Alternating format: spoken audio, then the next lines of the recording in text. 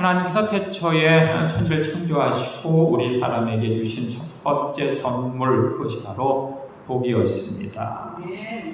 행복, 에덴을 우리에게 선물로 주셨지 않습니까? 예전에 그 유교에서는 수부, 강령, 요덕, 고종명을 오복으로 이야기했죠. 수, 장수, 오래 사는 것. 부, 돈. 강령, 건강. 요덕, 이웃에게 덕을 끼치는 것. 고종명, 잘 죽는 것. 이것을 5가지 복이다, 이렇게 이야기를 하였습니다. 예전에 우리나라 선조들, 보통 백성들의 오복도 있습니다. 역시 부, 장수, 그리고 다손, 자손이 많은 것, 그리고 치아, 이빨이 건강해야 된다. 그리고 또한 무엇보다 건강한 삶, 이것을 가지고 5가지다. 난데없이 왜 이빨이 나왔을까? 아마도 먹을 것이 없는 시절이었는데 그나마 먹을 것이 있어도 이빨이 시원찮으면 먹지 못해서 아마 치아를 그 오복 중에 하나로 그렇게 삽입을 한 것 같습니다. 2000년대 초반 어느 잡지사에서 우리나라 현대인들을 위한 그 설문조사를 했는데 여기서도 오복이 나오죠. 역시 돈, 2번째는 건강, 3번째가 좋은 배우자, 4번째가 친구, 5번째가 좋은 직장, 이렇게 오복을 꼽았습니다. 아마도 현대를 살고 있는 MZ세대의 오복을 이야기하자면 공평, 공의, 기획, 등 개인적인 자유, 여행 이런 것 중으로 아마 그들이 대답을 할 것 같습니다. 어찌되었든지 세상 사람들이 이야기하는 복이라고 하는 것은 건강하게 잘 먹고 잘 살다가 이렇게 죽는 것, 이것을 가지고 복이다, 이렇게 이야기를 하는 것 같습니다. 건강하게 잘 먹고 오래 사는 것, 이것이 복이다, 이렇게 이야기를 하고 있는데, 그런데 성경이 이야기하는 복은 그 차원이 뭔가 다르지 않습니까? 그 퀄리티가 다릅니다. 시편 기자는 이야기하죠. 복 있는 사람은 악인의 길을 쫓지 아니하며 죄의 서지 아니하며 오만한 자의 자리에 앉지 아니하고 오직 여호와의 꼴을 즐거워하며 그 율법을 주야로 묵상하는 자로다, 이렇게 선포하는 모습을 볼 수가 있습니다. 건강하게 잘 먹고 잘 살다 잘 죽는 것, 이것도 물론 복이겠지만 성경의 관점과 안목은 뭔가 차이가 있다. 예수님께서도 산에 올라서 가장 보물과 같은 가장 으뜸인 교훈의 말씀을 선포하시면서 복에 대한 정의를 오늘 본문에서 우리에게 내려주시고 있습니다. 예수님이 말씀하셨던 첫 번째 복은 심령이 가난한 자는 복이 있나니 천국이 저희 것이다. 우리가 살펴보았듯이 세상 사람들의 복이라고 하는 것은 부귀영화라고 하는 것입니다. 부자로 사는 것. 그런데 예수님은 난데없이 뜬금없이 엉뚱하게도 가난이 복이다, 이렇게 말씀하여 주시고 있습니다. 하늘과 땅 차이 아닙니까? 헬라어에서 가난을 뜻하는 단어가 2개 있습니다. 하나는 테네스의 가난이고 2번째는 프토코스의 가난인데, 테네스의 가난이라고 하는 것, 근근히 목구멍에 풀칠을 하며 생명을 유지하는 것, 이것이 테네시의 가난입니다. 하루 벌어 하루 먹고 삽니다. 그냥 죽지 않을 정도만 먹고 삽니다 라고 하는 가난이 바로 테네시의 가난입니다. 그런데 성경에서 예수님이 말씀하시는 가난은 이런 가난이 아니라 프토코스의 가난인데, 이 가난은 누군가가 나에게 떡 한 덩어리를 주지 아니하면, 누군가가 나에게 물 한 모금을 주지 아니하면, 누군가가 나를 도와주지 아니하면 나는 생존이 불가능합니다 라고 하는 가난, 그 가난을 펜타코스의 가난이다. 그리고 예수님이 말씀하시는 가난이 바로 이 극한의 가난을 이야기하고 있습니다. 누군가가 나를 도와주지 아니하면, 누군가가 나에게 먹을 것을 주지 아니하면 생명 영장이 불가능합니다라고 하는 가난. 그렇다면 예수님이 말씀하신 이 가난은 누구를 향한 가난일까? 일례를 들면 여기에 갓난아기가 있습니다. 갓난아기에게 있어서 생존에 필요한 조건은 과연 무엇일까? 우유일까? 이유식일까? 장난감일까? 요람일까? 이 갓난아기에 있어서 생존을 위해서 가장 필요한 그 필수 조건이 있으니 그것은 바로 엄마라고 하는 것입니다. 이 갓난아기는 엄마가 도와주지 아니하면, 엄마가 먹여주지 아니하면, 엄마가 보살펴주지 아니하면, 엄마가 케어해주지 않으면 도저히 살 수 없는 존재가 바로 갓난아이 아닙니까? 이처럼 우리 역시도 하나님이 도와주시지 아니하면, 하나님이 나를 돌봐주시지 아니하면, 하나님이 나를 케어해주시지 아니하면 나는 살 수 없습니다 라고 하는 그 가난, 그 가난한 자가 복이 있다 이렇게 말씀하여 주시고 있는 것이죠. 그러면서 심령이 가난한 자는 복이 있다. 천국이 저희 것이다. 아이의 천국이 어디에 있겠습니까? 갓난아이의 천국. 결국 갓난아이의 천국은 엄마 품이죠. 엄마만 있으면 그것이 바로 천국이고 그것이 바로 하나님의 나라인데 우리 역시도 마찬가지라고 하는 것입니다.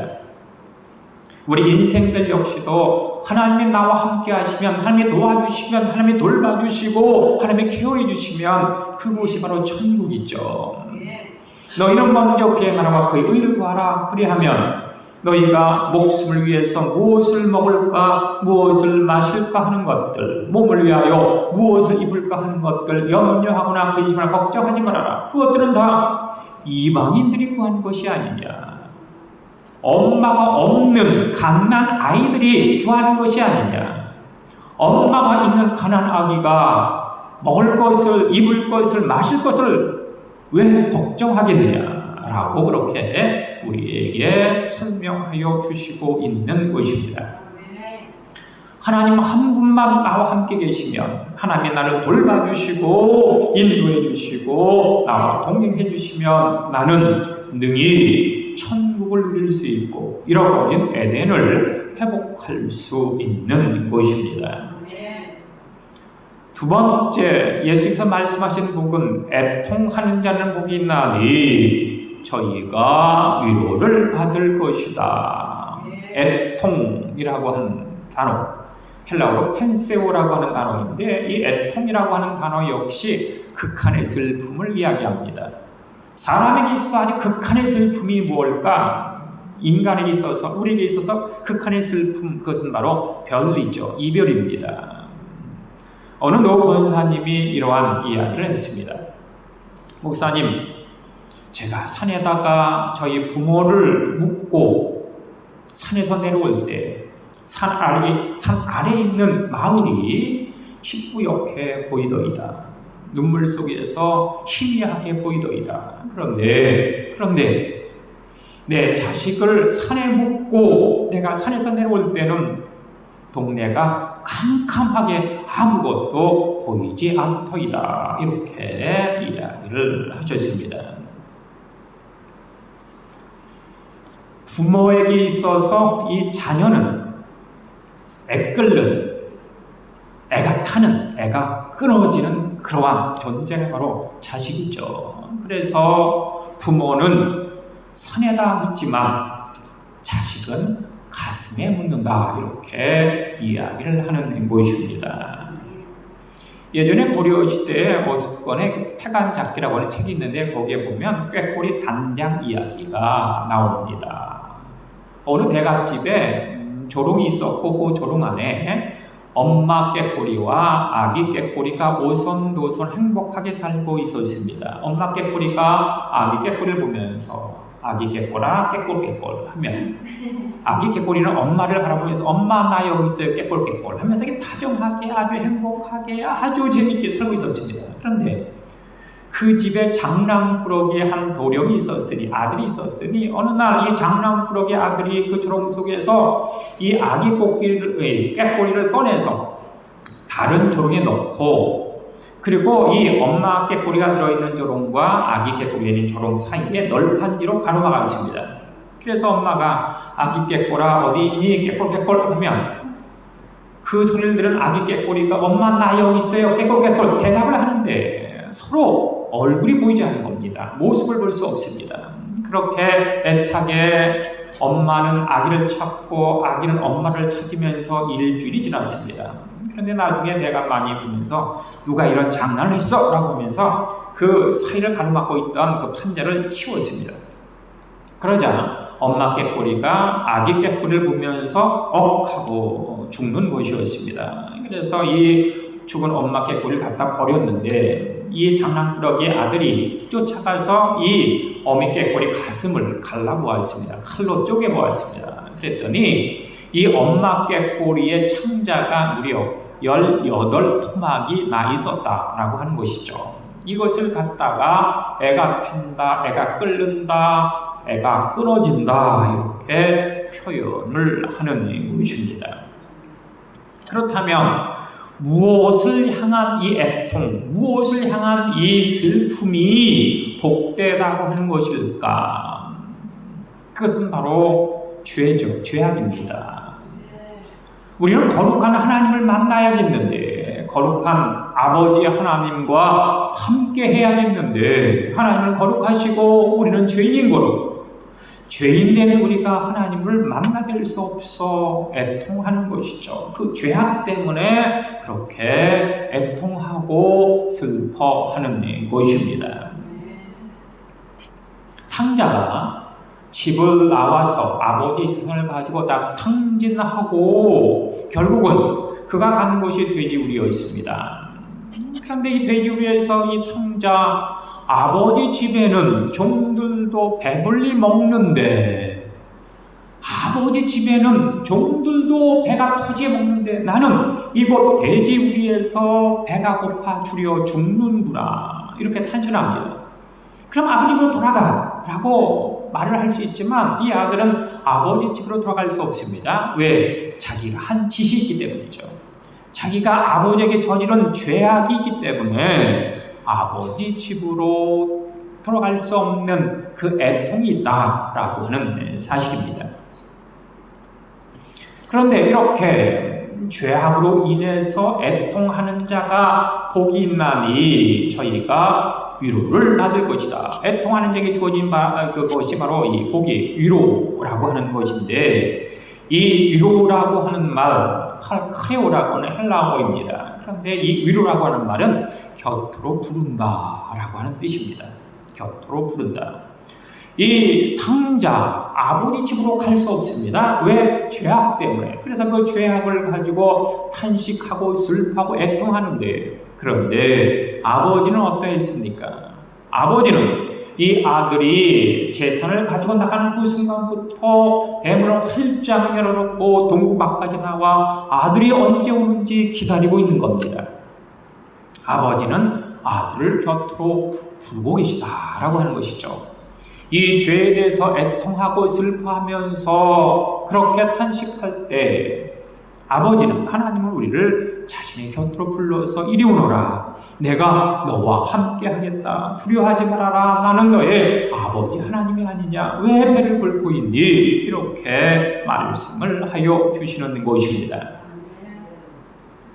세 번째 복은 온유한 자는 복이 있나니 저가 땅을 기업으로 받을 것이다. 이렇게 말씀하고 있지 않습니까? 온유라고 하는 말은 프라우테스라고 하는 말입니다. 이 말은 다스려진 인격, 다듬어진 성품이라고 하는 뜻을 갖고 있습니다. 사자나 호랑이, 곰, 이 맹수들, 누가 이 맹수를 다스리고 다듬을 수 있겠습니까? 누구도 할 수 없습니다. 그런데 이상한 것은 서커스단에 가보면 그 맹수들이, 사자나 호랑이, 곰들이 조련사의 손짓 하나에 눈짓 하나에 말 한마디에 복종하고 따르고 움직이죠. 이러한 상태가 된 것을 가지고 프라우테스 되었다, 온유하다, 이렇게 이야기를 하는 것입니다.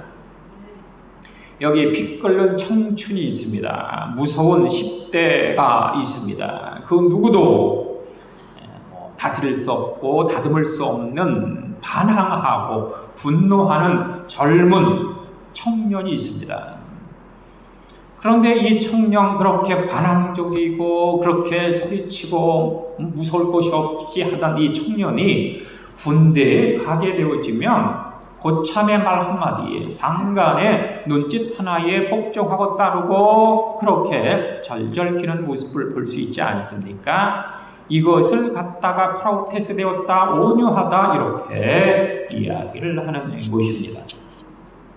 아브라함 100세의 아들을 얻었습니다. 그것도 하늘의 별과 같이 바닷가의 모래알같이 너의 후손을 축복하겠다라고 하는 약속의 씨로서 아들 이삭을 얻었습니다. 그런데 느닷없이 난데없이 하나님께서 어느 날 아브라함에게 말씀하시기를 너의 아들 독자 이삭을 나에게 번제로 바쳐라, 이렇게 명령을 하시는 겁니다.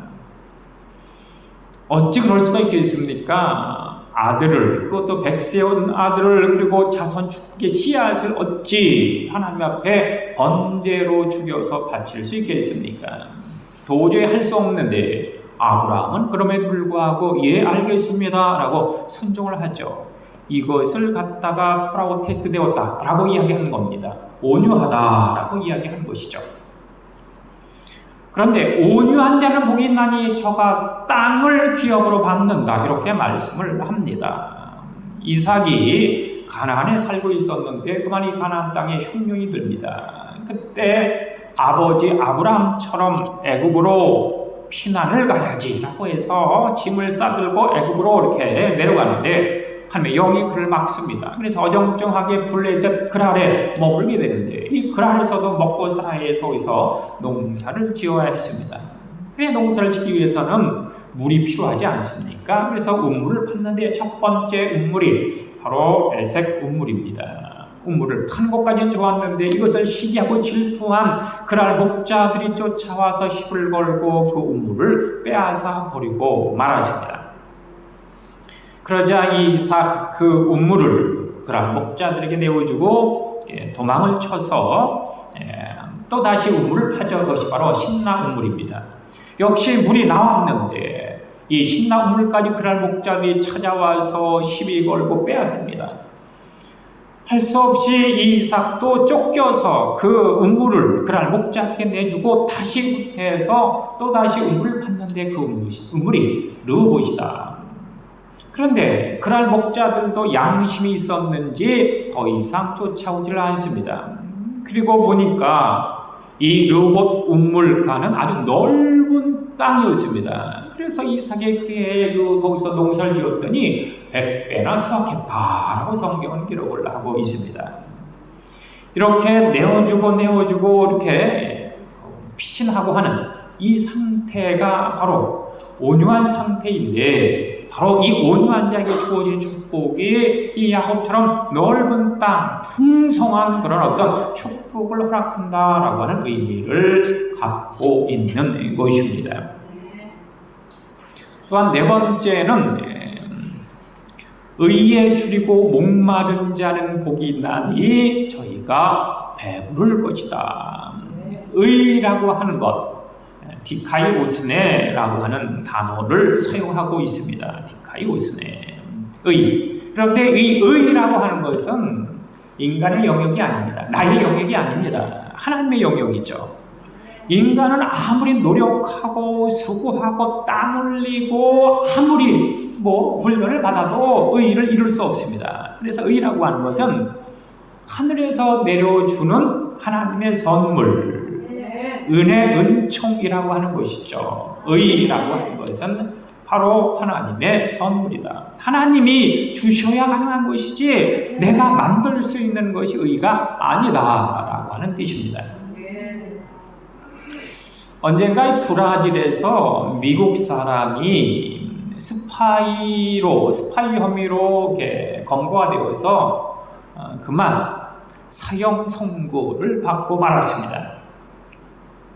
브라질 입장에서 보면 스파이지만 미국 입장에서 보면 정보원이죠. 그래서 이 미국 대사와 미국 정부에서 브라질 정부에 강력하게 항의하면서 그를 사면해달라고 탄원서를 내고 그를 석방시키라고 압력을 가했습니다. 하지만 브라질 정부가 말을 듣지 않습니다.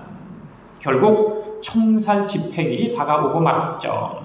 그날 이 총살 당하고 있는 이 미국 사람 앞으로 미국 대사가 성조기를 가지고 달려나오더니 이 사형수에게 그 성조기 미국 그 키로 둘둘 말았습니다.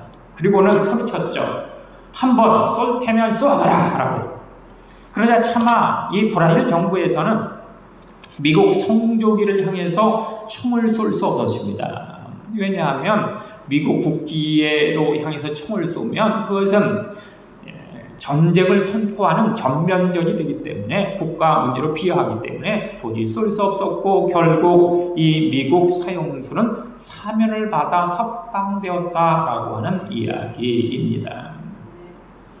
바로 이 의라고 하는 것, 내가 어쩔 수 있는 것이 아니죠. 하나님이 선물로 주셔야 가능한 것이 바로 의다. 그런데 의에 줄이고라고 말씀하여 주시고 있죠. 이 줄인다라고 하는 말, 이 줄인다라고 하는 말은 이 알카레오라고 하는 그런 단어를 사용하고 있는데 이 줄인다라고 하는 말과 푸토코스에라고 하는 극한 가난이라는 말과 일맥상통합니다.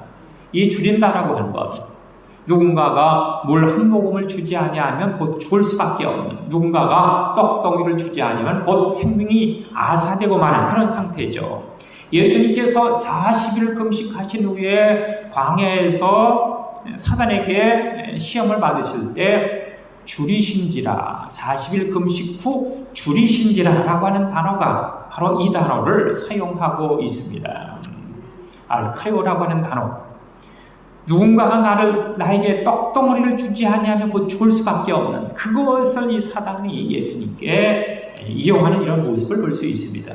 또한 예수님이 십자가에 달려 이렇게 못 박혀서 달려 계실 때 온 몸에서 온 피가 다 빠지고 액체가 다 빠져 있는 상태 속에 예수님이 내가 목마르다라고 말씀하고 계시지 않습니까? 이 상태가 바로 줄인 상태죠.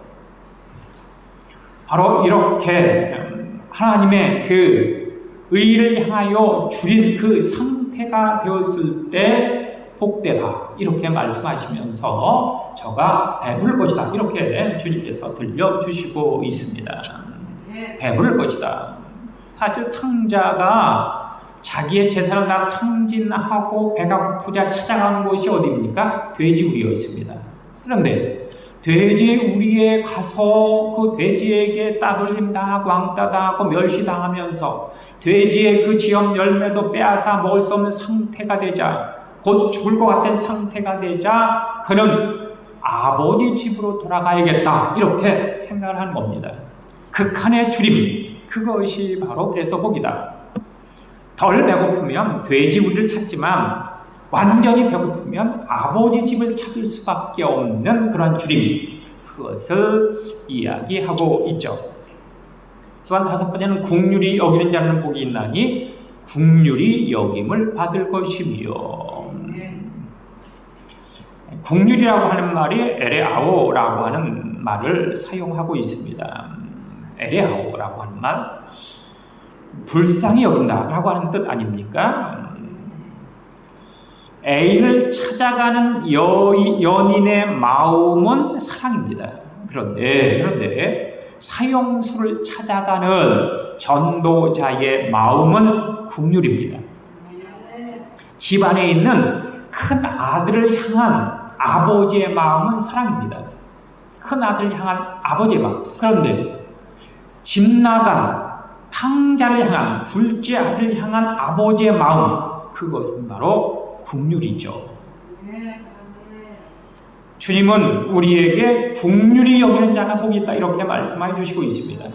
우리가 긍휼히 여겨야 할 대상들이 있다.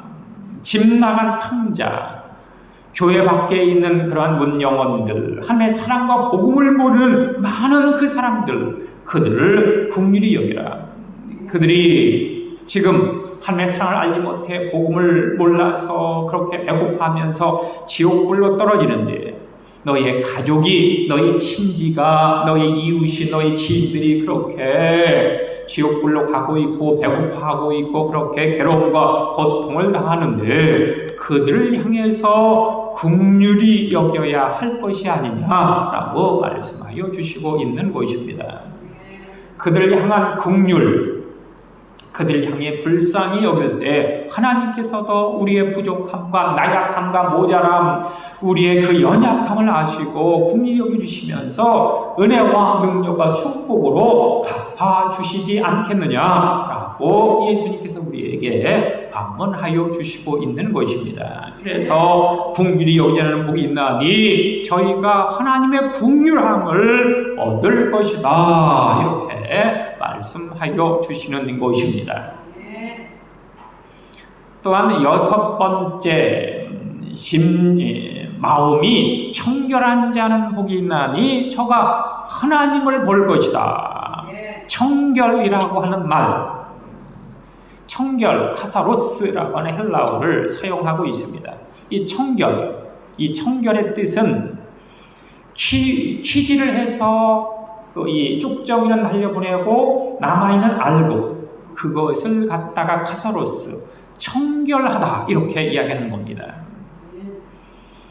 지금 어중이 떠중이 병사들은 다 집으로 보내고 단 300명만, 다 300명의 정예 군사만 남아있는 그 상태가 바로 청결한 상태이고 카사로스 상태다 이렇게 이야기를 하는 것입니다.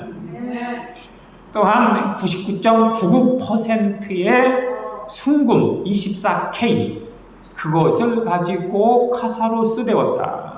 청결하다 이렇게 이야기를 하는 것입니다. 그렇다면 알곡이 되기 위해서는 키질을 견뎌야 합니다. 정예 군사가 되기 위해서는, 정예 용사가 되기 위해서는 아주 무지막지한 훈련을 참고 인내하고 그것을 통과해야 하지 않겠습니까? 또한 순금 99.99%의 순금이 되고 정금이 되기 위해서는 7번, 8번, 9번 그 당금질, 연단의 과정을 통과하지 않으면 알곡이 될 수 없고 정의 요원이 될 수 없고 정금이 될 수 없습니다. 키질, 연단, 훈련 그 모든 과정을 거쳐야 한다. 이 과정이 바로 회개의 과정이죠. 거룩한 하나님을 만나고 하나님의 도움을 받고 하나님 안에 거하기 위해서는 키질과 훈련과 연단이라고 하는 회개의 과정을 반드시 통과해야 하나님께서 예수의 보혈의 공로로 말미암아 나의 죄악을 깨끗이 씻어주면서 너도 청결하구나, 너도 죄인이 아니라 의인이구나 이렇게 인정해 주시는 것입니다. 우리가 이렇게 회개의 과정, 키질과 연단과 훈련의 과정을 통과하고 회개의 과정을 통과했을 때 거룩한 하나님을 만나 뵙고 하나님의 은혜와 능력과 축복을 누릴 수 있다라고 하는 사실을 인식하지 않으면 안 될 것입니다. 일곱 번째는 화평케 하는 자는 복이 있나니 저가 하나님의 아들이라 일컬음을 받으리라 이렇게 말씀을 하여 주시고 있습니다. 화평케 하는 자, 화목케 하는 자, 연결하는 자, 바로 폰티펙스라고 하는 단어를 사용하고 있죠. 이 폰티펙스라고 하는 것은 제사장이라고 하는 의미를 갖고 있습니다. 제사장, 구약 시대의 하나님과 죄를 연결하던 사람이 제사장 아닙니까? 죄인들이 제물을 갖고 하나님 앞에 용서를 빌기 위해서 하나님의 은혜와 축복을 받기 위해서 오면 그 제물을 가지고 번제를 드리고 제사를 드려서 하나님 앞에 연결시켜주는 이가 바로 폰티펙스 제사장이다.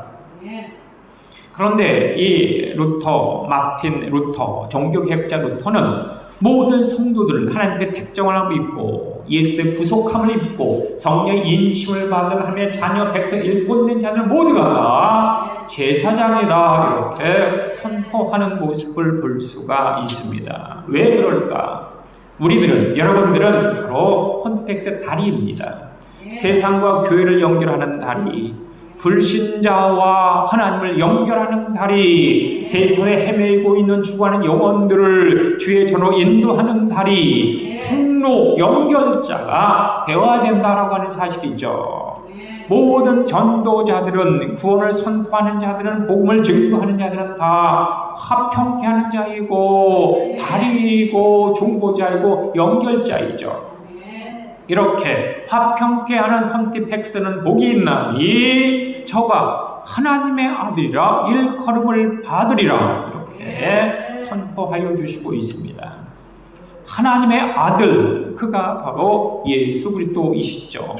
예수 그리스도가 이 땅에 오셨습니다. 예수님은 이 땅에 오신 목적이 있죠. 화평케 하기 위해서, 화목케 하기 위해서 아담과 하와가 하나님과 인간 사이를 이렇게 분리시키고 깨고 그렇게 하나님과 불화한 상태에 있는데, 두 번째 아담으로 오신 예수 그리스도는 하나님과 불화한 우리를 하나님과 하나로 연결시키는 화평자요, 화목자요, 연결자요, 다리의 역할을 하기 위해서 이 땅에 찾아오셨습니다. 그 다리의 상징이 바로 십자가 아닙니까? 십자가 하늘과 땅을 연결합니다. 하나님과 세상을 연결합니다. 그리고 사람과 사람을 연결합니다.